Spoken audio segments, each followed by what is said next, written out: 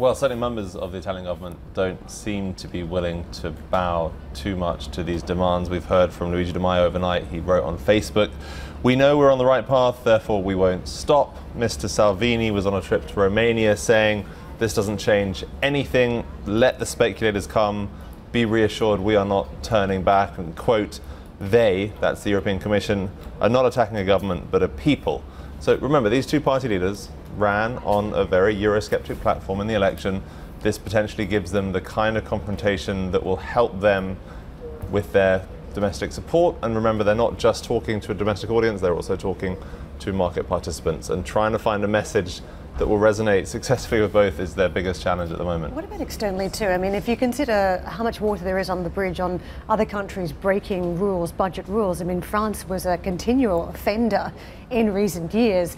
You have a change of government, you have Macron, who is very much about budget credibility. But then equally, you think he's facing the populace at home. His popularity has declined because of some of his budget measures. So if you have one country that breaks ranks, if that's Italy, surely everybody else can then break ranks because everybody's facing the same challenge of populace. Well, this is the difficult task for the European Commission when it comes to what to do over the next few weeks. If the Italians come back and say, "No, we're not going to make revisions that you want us to make in order to bring that deficit ratio down from 2.4% to what our previous administration promised, 0.8%, what can the European Commission do politically? Is it wise to come down like a ton of bricks, push this up to the European Council, get a qualified majority to vote on this, potentially impose a fine equivalent to 0.2% of GDP, potentially cut off access to certain types of European funding?